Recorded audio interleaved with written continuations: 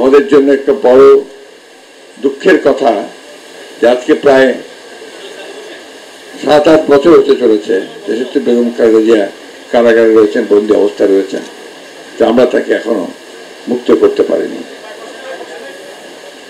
তার অন্যতম প্রধান কারণ হচ্ছে যে এখন বাংলাদেশে যে শাসক আওয়ামী লীগ, তারা পুরোপুরি একটা ফ্যাসিবাদের সরকার প্রতিষ্ঠা করেছে।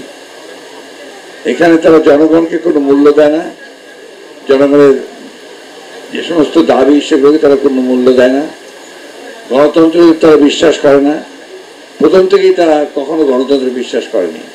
আজকে সেই কারণেই আজকে দেশনেত্রী বেগম খালেদাকে আটক করে রাখার এটা অন্যতম প্রধান কারণ। দেশনেত্রী বেগম খালেদা জিয়া এবং গণতন্ত্র এই দুটোকে আলাদা করে দেখা যায় না। আজকে এই আওয়ামী লীগ এরা জনগণ থেকে সম্পূর্ণ বিচ্ছিন্ন, জনগণের সঙ্গে এদের কোনো সম্পর্ক নাই, যে কারণে তারা একটা ভিন্ন রাস্তায় চলেছে। সে রাস্তাটা হচ্ছে এই যেমন করে একটা একনায়কতন্ত্র প্রতিষ্ঠা করে, কর্তৃত্ববাদ প্রতিষ্ঠা করে তারা ক্ষমতায় বসে থাকবে এট এনি কস্ট। আমরা জানি যে আওয়ামী লীগ যখন ইতিপূর্ব ক্ষমতায় ছিল, সেই 1971 সাল থেকে 75 সাল পর্যন্ত, তখনও তারা একদিনের শাসনমতো বাকশাল প্রতিষ্ঠা করেছিল। আর আজকে তারা ভিন্ন চেহারায় একটু ছদ্মবেশ ধারণ করে গণতন্ত্রের কথা বলে তারা গণতন্ত্রকে ধ্বংস করে দিয়েছে।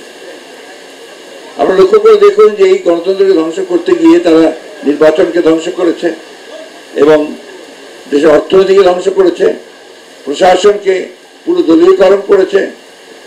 এমন কোনো প্রতিষ্ঠান বাকি নেই গণতন্ত্রের যে প্রতিষ্ঠানগুলোকে তারা ধ্বংস করেনি। এই আওয়ামী লীগ যতদিন ক্ষমতায় থাকবে, বাংলাদেশ ততই আরো দ্রুত রসাতলে যাবে।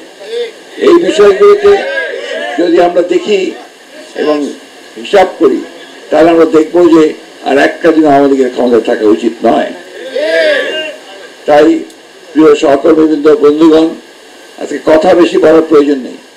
আমাদের এখন যেটা দরকার সেটা হচ্ছে একটা স্পাত্রীয় ঐক্য গড়ে তোলা এবং সেই ঐক্যের মধ্য দিয়ে আন্দোলনকে আরো বেগবান করা, আরো শক্তিশালী করা এবং এদেরকে রাজপথে আন্দোলনের মধ্য দিয়ে এদেরকে পরাজিত করা। আমরা জানি যে আজকে এই সরকার ক্ষমতায় যতদিন থাকবে, আমাদের স্বাধীনতা থাকবে না, আমাদের সার্বভৌমত্ব থাকবে না, আমাদের অর্থনীতি ধ্বংস হয়ে যাবে, শিক্ষা ব্যবস্থা ধ্বংস হয়ে যাবে। এমন একটা বিষয় নাই যে এখানে আজকে ধ্বংস হয়ে যায়নি। আপনি দেখুন আজকে বিভিন্ন জায়গায় যাচ্ছে কি আপনার